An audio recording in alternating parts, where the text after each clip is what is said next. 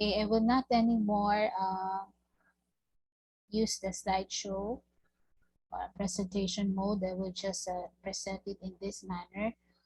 Last meeting, if you could now see my slide, we have discussed primarily the relationship between activation energy and temperature dependency, and we made use of the equation of Arrhenius in processing this particular problem, this sample problem.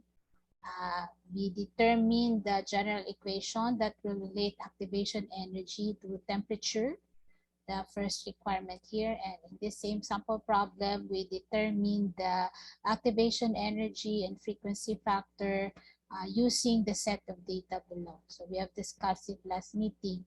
We ended with the part wherein I emphasize how to properly, let me go to that part there, how to properly determine the unit or the set of units of your rate constant K. Okay, in some reference book, the rate constant K is referred to as the specific reaction rate constant. So it's quite long, but they mean the same thing. Okay, so as what we have reviewed last meeting, it is very important that you know the order of the reaction because your K will depend on that.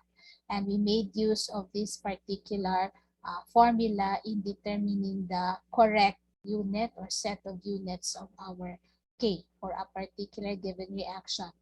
And having said that, once you know already the unit for the K, it follows that you will also know the unit or the set of units of your frequency factor, this K sub O. The exponential function here that you see is dimensionless and it does not play any role in the set of units that your K nor your K sub O should have. Rather, we should say that our K and our K sub O should have the same unit or set of units. So for today, we'll move on with this slide, and the next part is actually on temperature dependency from thermodynamics. So how can we express the temperature or present the temperature dependency of a particular reaction in relation to thermodynamics? So it's illustrated here on this particular reversible reaction assumed to be elementary. So let's say you're given this elementary reversible reaction in the conversion of A to R.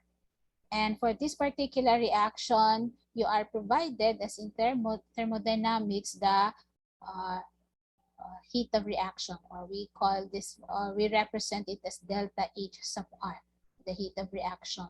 So from Van Hoff's equation, from thermodynamics, we say that the derivative of the capital letter K with respect to temperature is equal to this heat of reaction divided by the product of the universal gas constant and the square of the temperature in absolute form. Now this K, I'd like to know what is your understanding of this ln of K. So it's written as capital letter K. What is this? What do we call this from Chem 1, from Phy-Chem? Anybody here?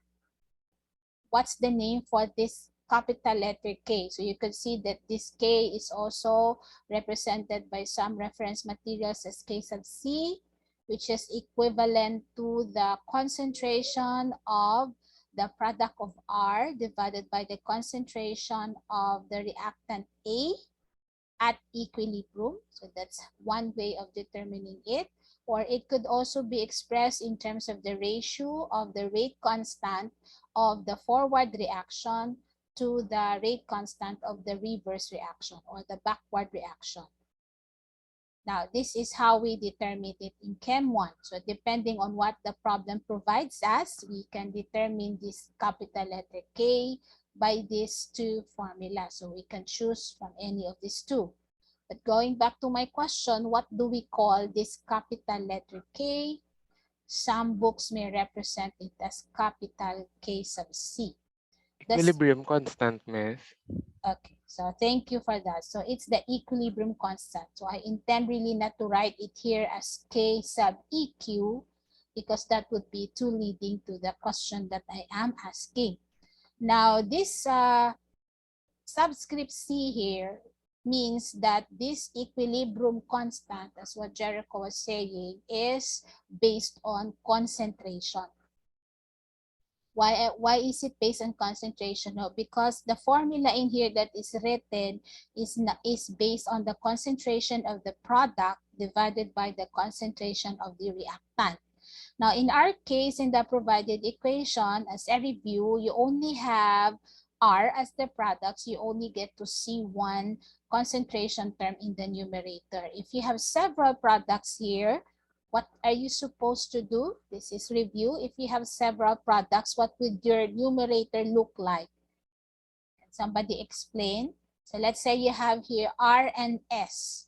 So instead of writing here the concentration of R, what should then be written here in the numerator? If you have, let's say, S as another product in this reversible reaction. So I'll place it here. Let's say you have an S. So what would be the numerator in this case for your equilibrium constant? Class, this is very fundamental and you should know this.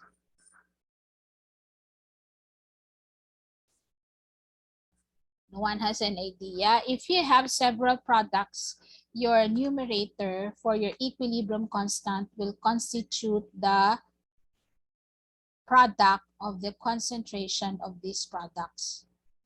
So if this one, let's say for example, has a coefficient of 2, this should be raised to 2. If this one has a coefficient of 3, this should be raised to 3. Okay? So your equilibrium constant constitutes of the product of the concentration of your products raised to the coefficient or to the exponent equivalent to their coefficient in the provided stoichiometric equation. We call this the stoichiometric equation or your balanced chemical reaction, divided by, in the same way, the product of the concentration of the reactants raised to the exponent equivalent to its coefficient also in the provided balanced equation.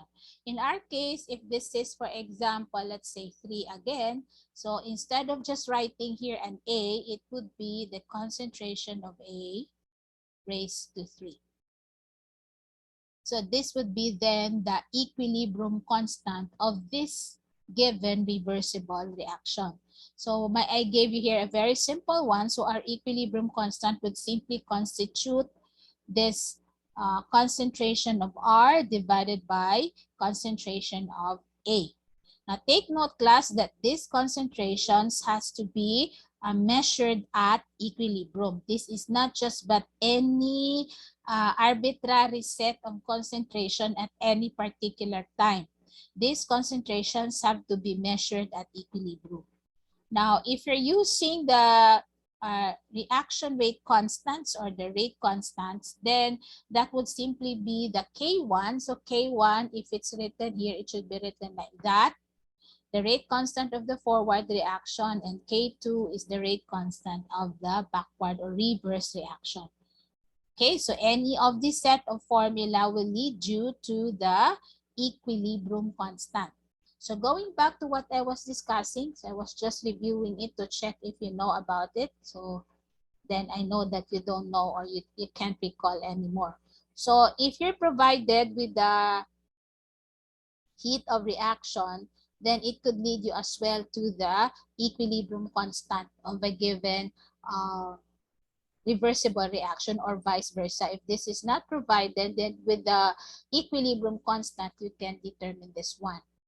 Now, if this K, so if you will replace that K by the formula here that you are seeing, which is K sub 1 over K sub 2, this expression that you have for the K here will be actually written as, I will rewrite it as ln of K sub 1 over K sub 2.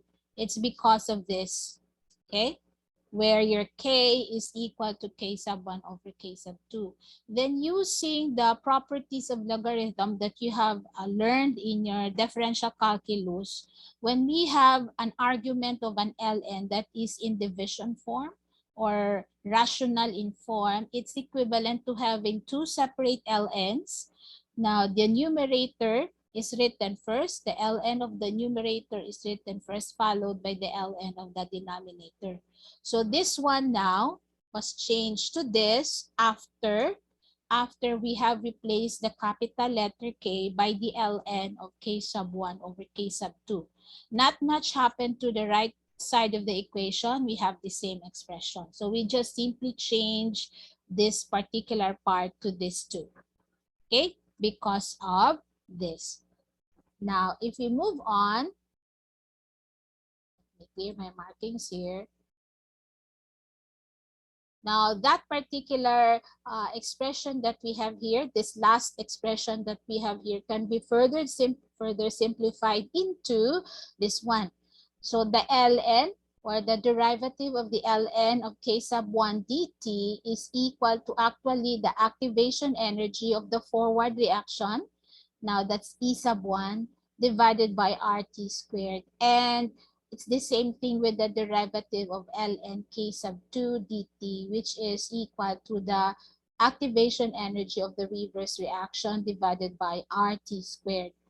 Now, this E sub 1 and E sub 2 difference is actually your heat of reaction, the thing that you are seeing here.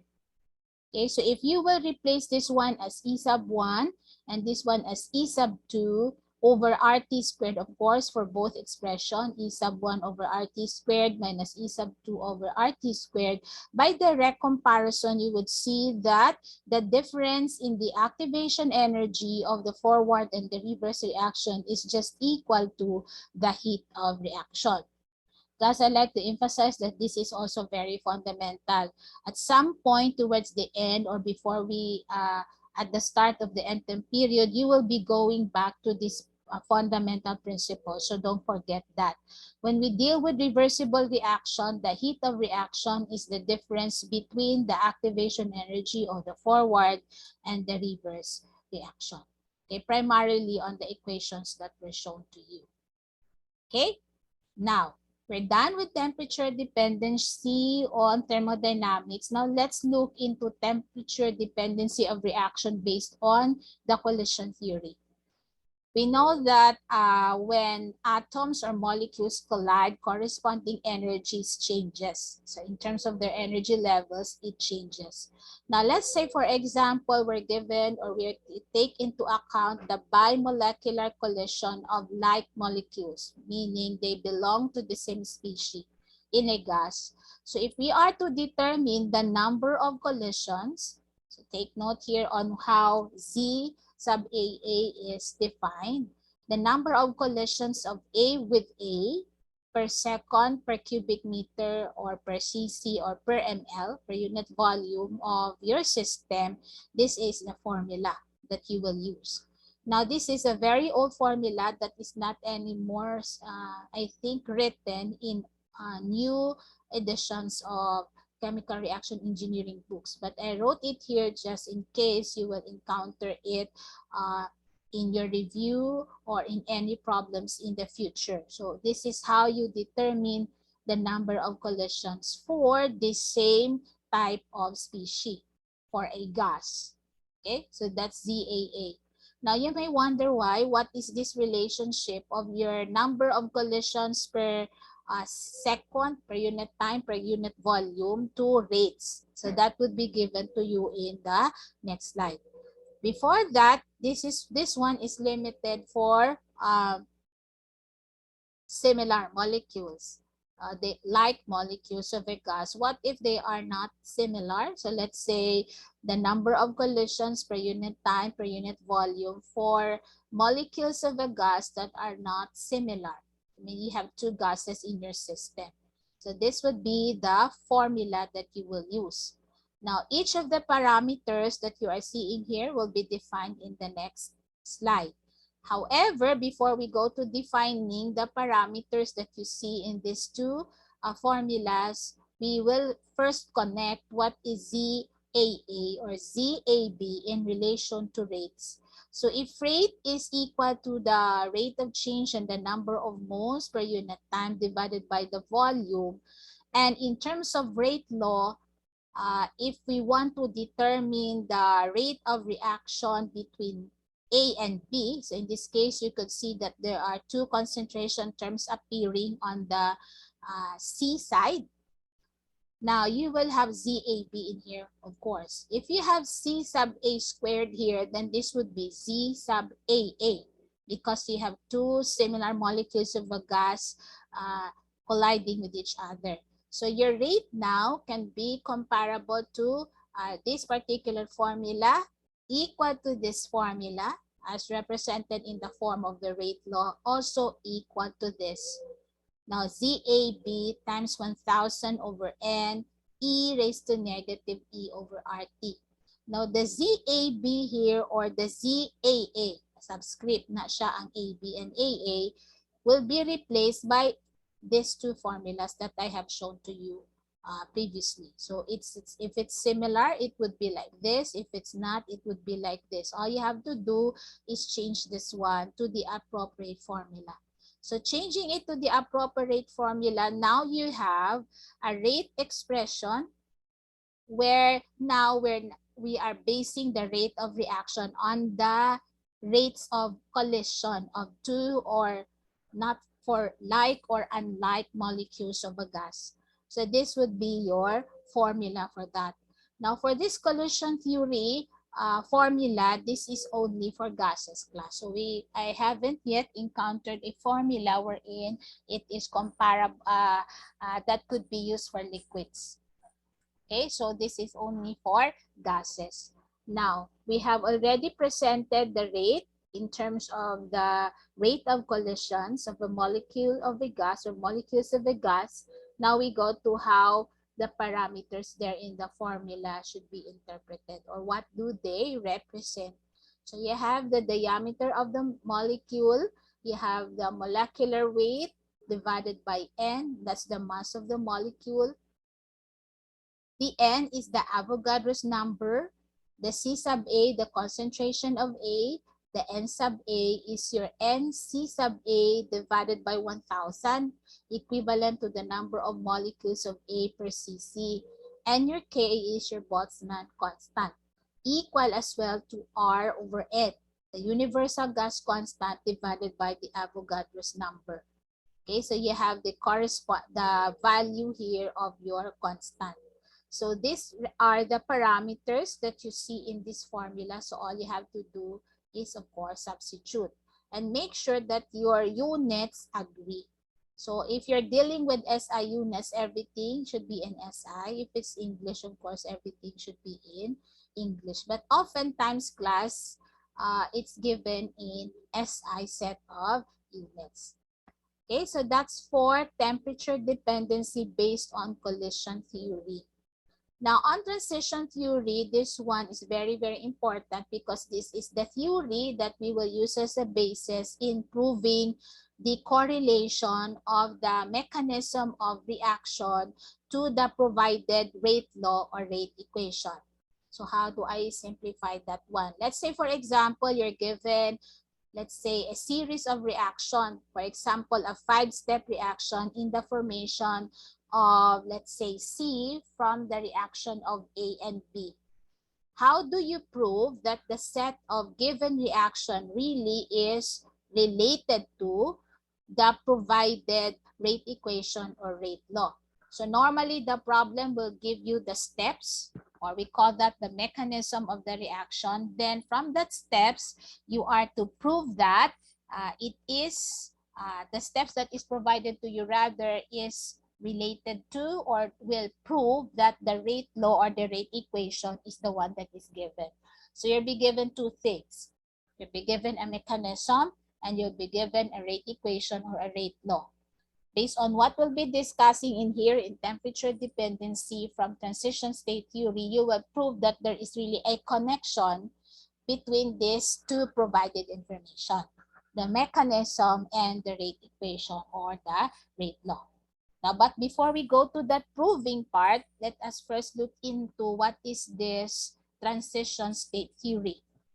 So let's first go into the first bullet here. So using the transition state theory, you will have a more a more detailed mechanism on how reactants form into products, or a more, shall I say, detailed picture on how the products came from the reactant. The usual case is, class, you're given a reaction that the original species that were reacted, you see on the reactant side, and then you see the final product on the right side of the equation.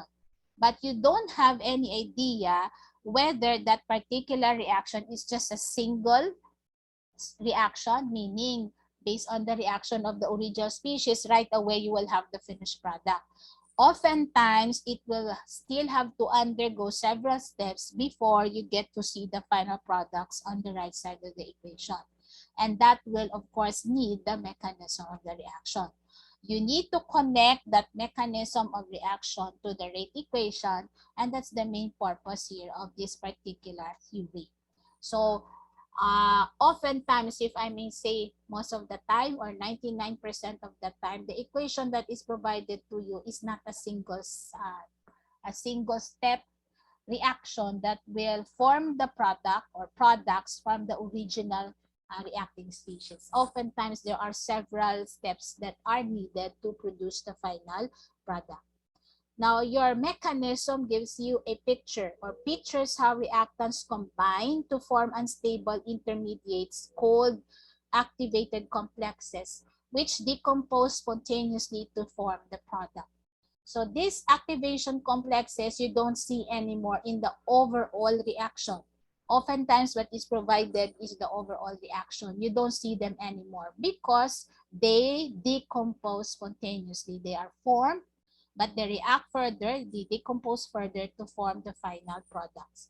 Now, in using the transition state theory in proving correlation between mechanism and rate equation, we assume that equilibrium occurs between reactants and intermediates at all times, and that the rate of decomposition of the activated complexes is the same for all reaction. So meaning, the manner in which these activated complexes decomposes, or the rate in which they are decomposing, is equal for all your reactions in your mechanism.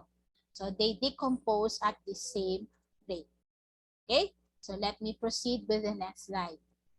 So you have here for the forward elementary reaction of a reversible reaction, wherein you have A and B reacted to form AB. Now, this is the one that you are seeing, and then of course you are provided with the rate of reaction in here. Now, but the conceptual scheme or the actual scheme actually is this. You have AB forming the intermediate A, and then this intermediate A or this activated complex decomposes further to form the final product AB. So you can see now that you have here an asterisk.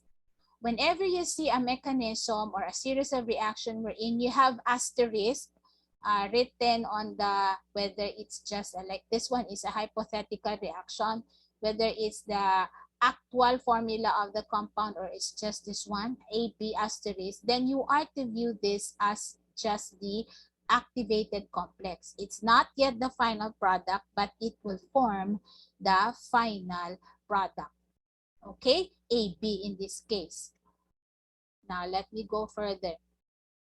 I will present in the next slide the different types of multiple reactions and the different types of activated complexes before we go to proving. But before we go to that, we need to talk about single and multiple reactions. So single reaction, there's only a single stoichiometric equation and a single rate equation are chosen to represent the progress of the reaction. This is oftentimes the simplest of all problems to deal with in terms of kinetics of reaction. But oftentimes, we don't have this type of reaction wherein you only have a single reaction, especially in the industry. So a final product undergoes several series of steps before they are formed.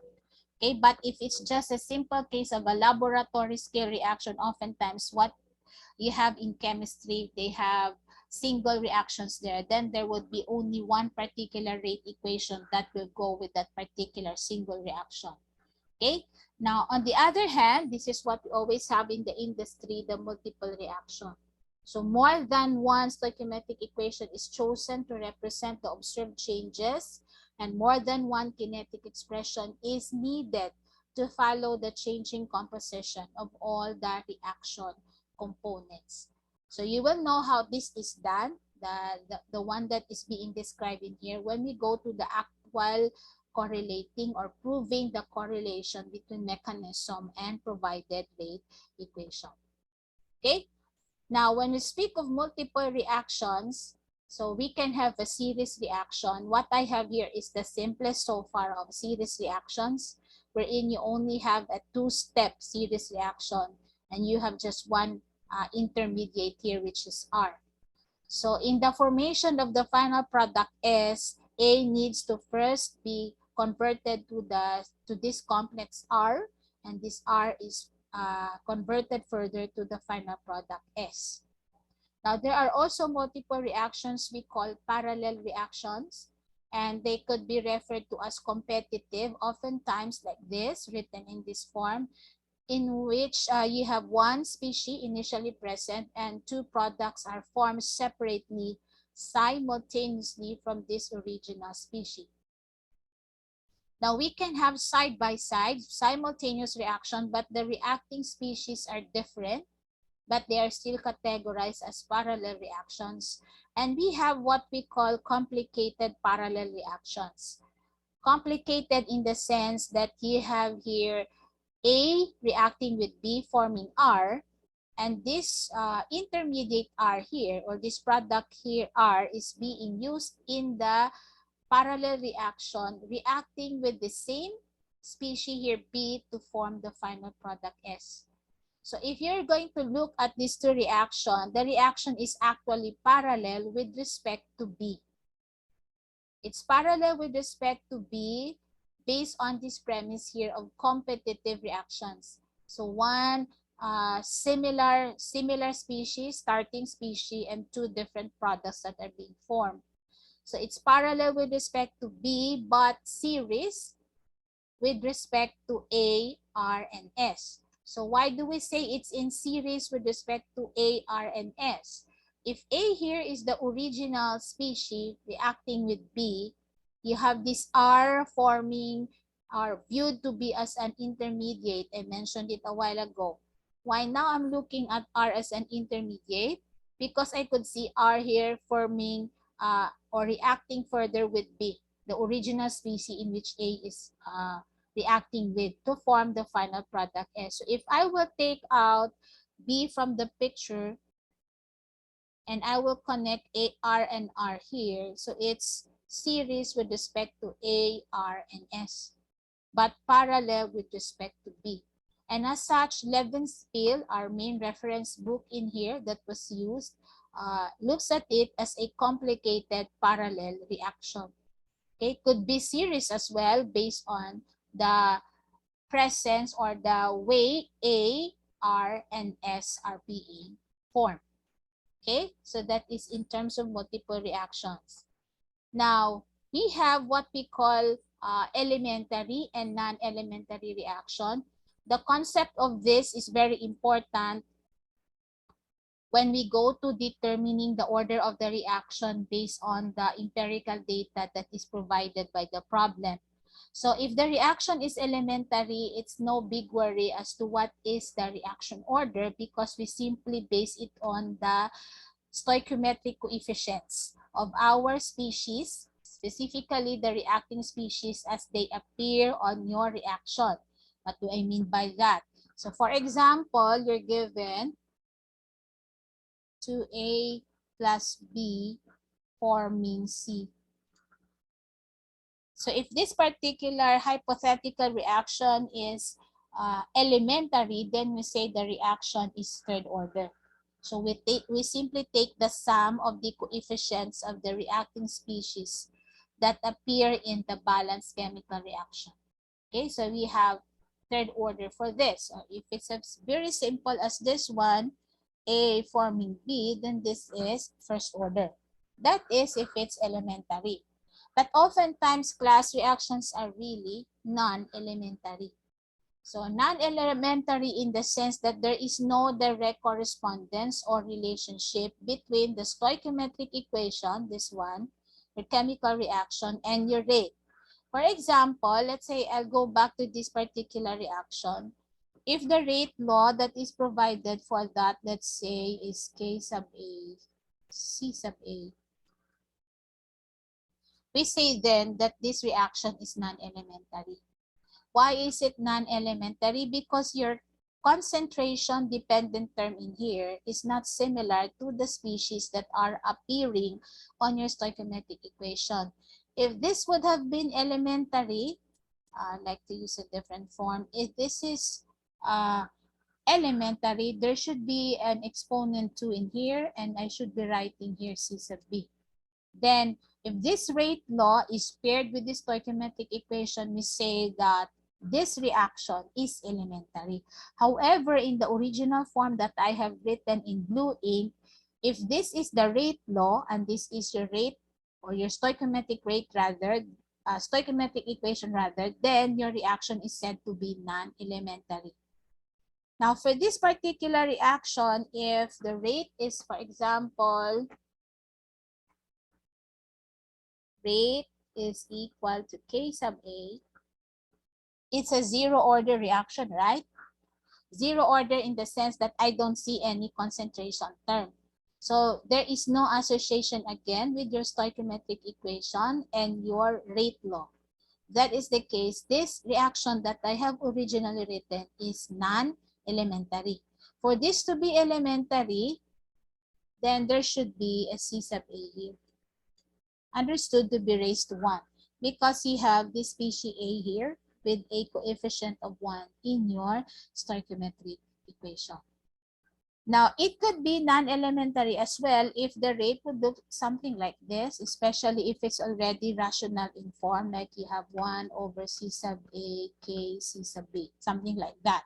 Oftentimes, if the rate law is written in this form, automatically it's already a non-elementary reaction if your reaction looks like this or like this, by the mere fact that your rate law is already rational in form. Okay, and oftentimes the proving part of, let's say, the problem of proving, like prove that this rate law is the rate law that goes with this mechanism, the rates are normally written in this form, not as simple as this one. But it all follows a series of steps in proving. So it's not just something that you just have to think of the past lessons that you have learned and then find your way through the maze of correlating the rate equation to the mechanism that is provided. Okay, so this is elementary reaction and non-elementary reaction. So easy to distinguish one from the other. Now feel free to interrupt or ask questions if it's not clear. Now this one is your rate in terms of partial pressure. Now, you will, if you have already inspected our book and you look, scanned already your problem set, if I'm not mistaken, there are problems there in the chapter of the book that gives you rate in terms of partial pressures. So is this applicable to all reactions? The answer is no, because it's only for gases. So you can see here, this is only for gases. So we cannot express rate of reaction if your reaction is liquid. So it's only for gases. And the way you write the rate law is the same as if you're writing it in concentration, in terms of concentration. So what do I mean? So let's say, for example, I give you a gaseous reaction of A reacting with B, forming D.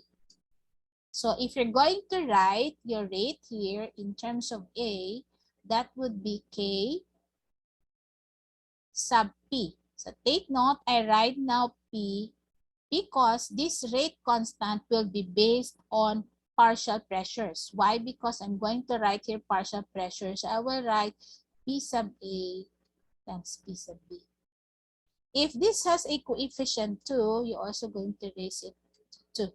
So just like the way you do it if you're dealing with liquid reactions. So If, of course, you are given gaseous reaction and the rate of reaction is based on partial pressures, of course, you won't have a unit for the rate in terms of moles per cubic meter per second. Why? Because you are given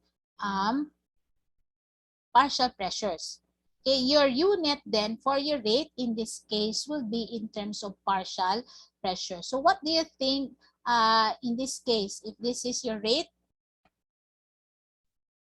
expression for the reaction 2A plus B forming D, what do you think with the set of units B? What should be the set of units of the rate in this case? Okay, anybody? If it's in terms of partial pressure, what should be the set of units of the rate? I gave you the formula for determining the unit of the, shall I say, the reaction rate constant based on concentration, because oftentimes our rates are for liquid reactions. Now, let's say, for example, you have this class. What do you think is the set of units for your rate? If it's written like this, how will you envision a rate of reaction based on partial pressure? What should be its set of units, if I may ask? Just guess, what do you think should be the appropriate unit for the rate of reaction of gas component A if it's written like this in terms of partial pressure? What do you think should be the set of units? For R, not K. I will ask you later what should be the set of units for K. What should be the set of units for R? Same man gyapon, miss. Concentration raised to 1 minus n, tapos time is raised to negative 1. Why will you have concentration? You have partial pressures here. Where will you get the unit for concentration?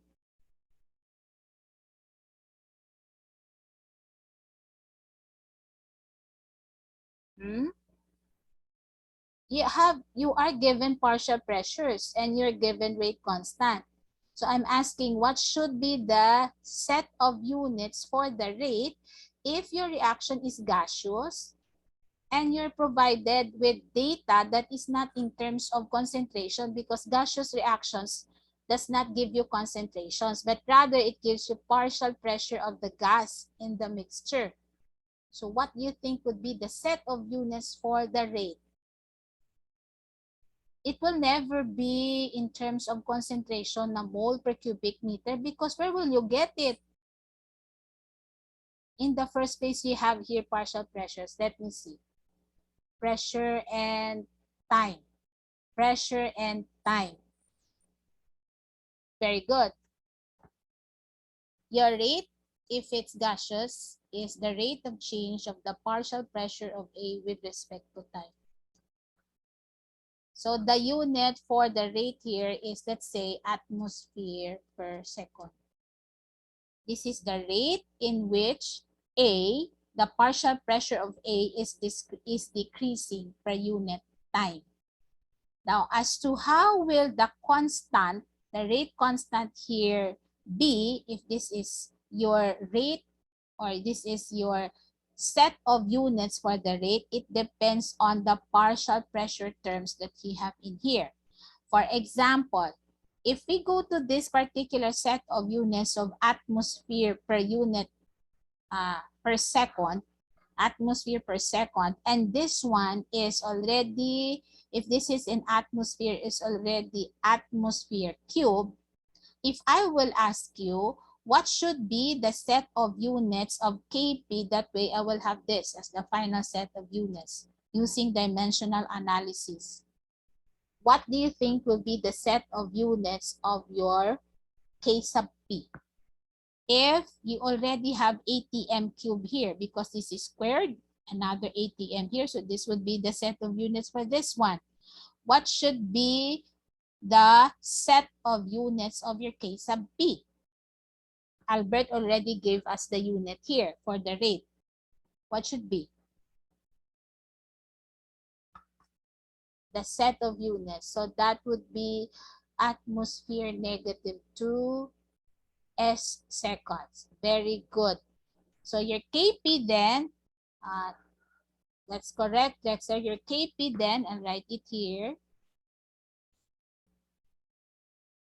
will have a unit that will take out the ATM squared here. So it should be 1 over ATM squared per second. That way, you will go to this final set of units, which is ATM per second.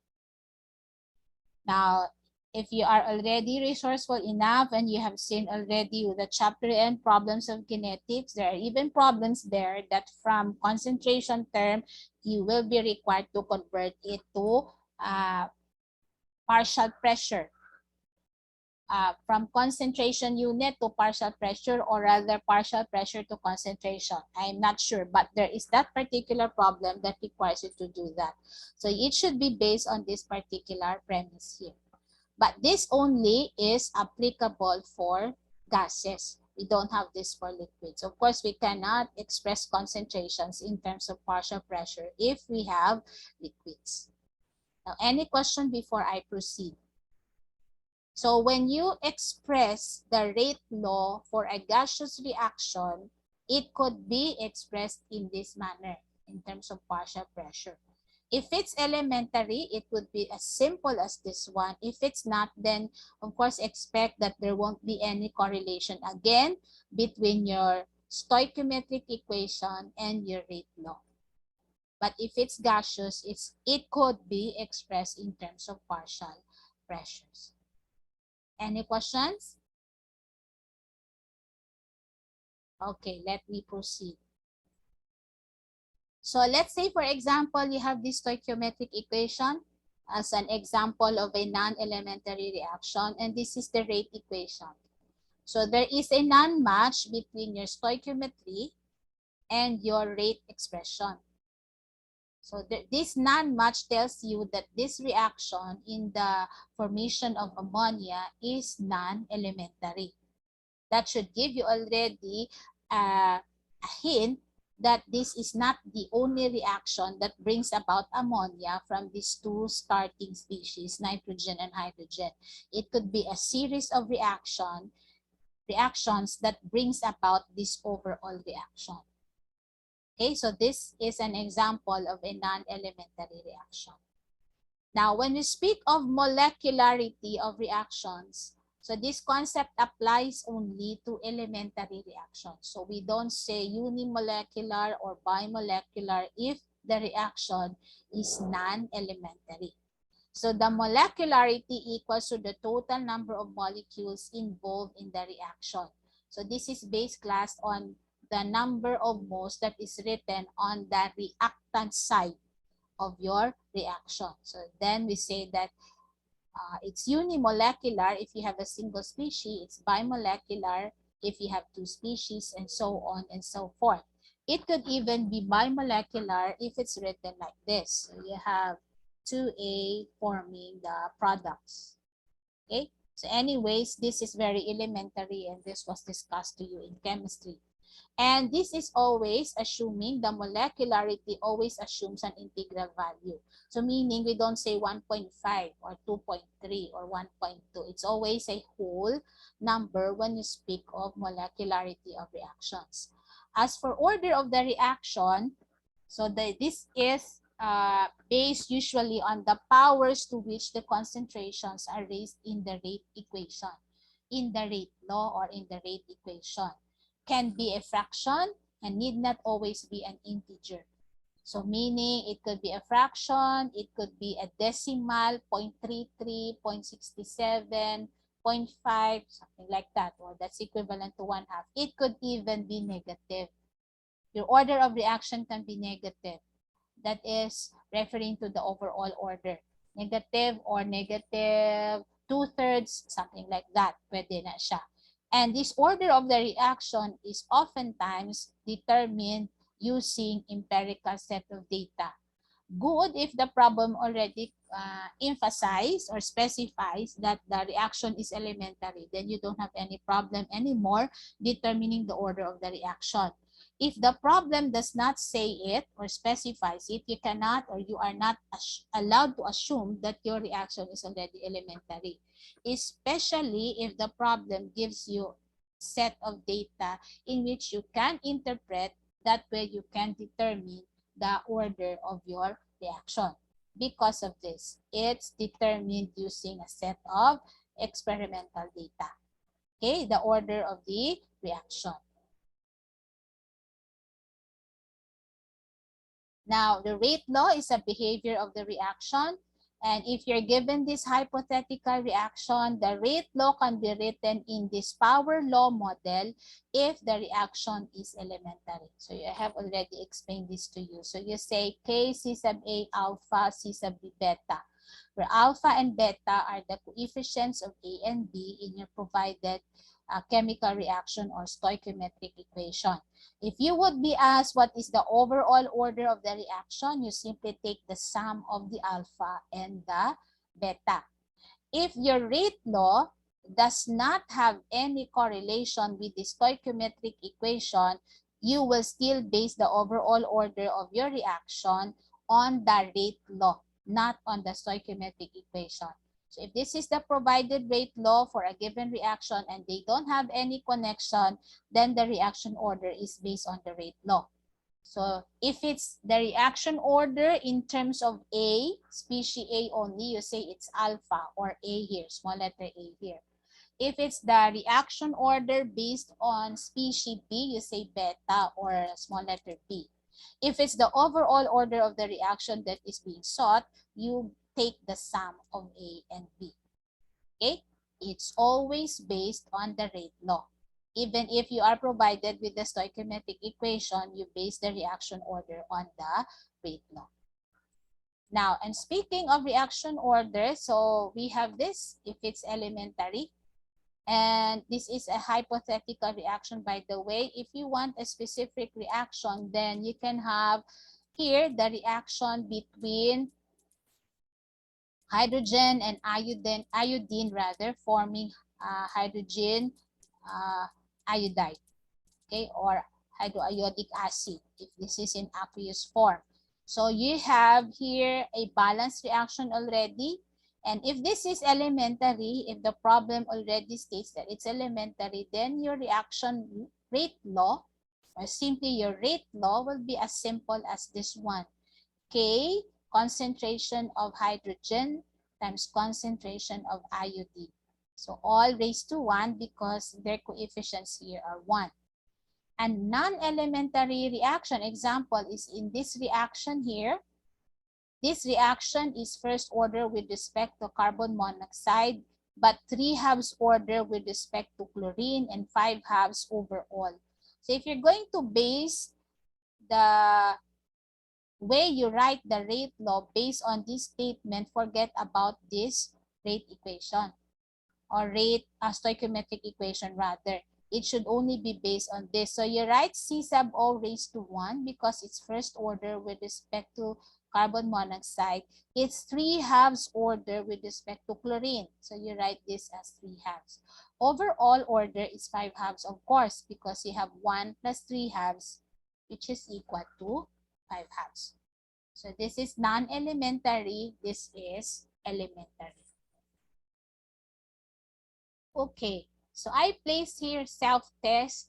Anyway, this one you could see already in your, I hope I already placed this on Canvas because somebody already reminded me that it was not uploaded last time. So you have a self-test here. What is the rate law for the reaction A plus 1/2 B forming C if the reaction is elementary? So this is the rate law. And the relationship between the rates of A and B. So A has a stoichiometric coefficient here of 1, B has 1/2, so it should be like this. Since you are asked what is RB and what is RC in relation to this, so all you have to do is copy this one. Okay, So your R sub B is 1/2 R sub A. So since this is your R sub A, you copy it and you just divide it by 2. And by the way, I'd like to specify this one here. That since you are expressing rate here in terms of A, your rate constant here is also expressed in terms of A. Okay? This is in terms of A. Okay? Like that. Your rate in terms of C, C is your product in this reaction. If you associate with RA, if I will place it's in here already, it's just 1:1 because you have 1 here and 1 here for both A and C. So that would be it. So the rate of formation of C, or the rate of the reaction based on C, is equal to the rate of disappearance of A, or the consumption of A, which is equal to the original rate law that was written. Okay, very simple. Go back to the fundamentals of how you write the rate law for elementary reaction and go back to this relationship. Whether the reaction is elementary class or not, this relationship holds. Okay? Again, whether the reaction is elementary or not, the relationship between the rates of reaction based on the species that you see on the reaction is still governed on the ratios of their coefficients as they are written in the balanced chemical reaction. So first, make sure that your reaction is balanced. Then your rates would be still having this particular relationship. Okay, any question? Okay, there's none. So I think we go now to the next. Now calculate the rates of A, B, and C for the reaction A plus 1/2 B forming C in a constantly stirred tank reactor where the concentration of A and B and K sub A are given these values. So since you have already written it in this manner, then all you have to do is substitute the values that are given here in number 2. Okay? Just substitute. So you will have 9 for the rate of consumption of A.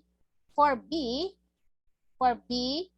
if you notice B, the reaction of A with respect to B is this, RB over 1/2. Or shall we say it goes up here. So R sub A divided by 2 is equal to the rate of disappearance of B. So the reason why we divided 9 here by 2. So you have it as 4.5. But since in terms of A and C, they have 1:1. So whatever is the rate of consumption of A, that is the rate of formation of C. I like to emphasize another thing here. I really intended to write it in that form. You notice I have written here R sub B as positive. But B is not a product. It's a reactant. So since I have written here the rate of formation of B, wherein B is a reacting species, the negative sign should be reflected here on the right side of the equation. If it was written like this, then it's correct also. Why? Because in the first place, your B is a reacting species. You will always write negative before the rate representation. But since it's written here as positive, meaning the problem is asking, what is the rate of formation of B? You should really not miss writing the negative because B is not being formed, but rather B is being consumed. So it should be negative 4.5 mole per decimeter cube. Okay? But anyway, it's just a play of signs as long as you understand what the signs represent. Now, it's 2 minutes before time, so I was not able to finish it. Tomorrow will be proving or determining the rate law of the particular reaction that is given here using these key assumptions. So what would be the corresponding rate law? I have not written it in here, by the way. Wait. So I have not written it in here. I will write it in here tomorrow. That way we can prove the correlation between this particular reaction mechanism with the provided rate law. It should be provided with the rate law. Okay, and we will prove the correlation between the two using these assumptions in here. Okay, before we go, do you have any questions so far as to what we have covered today?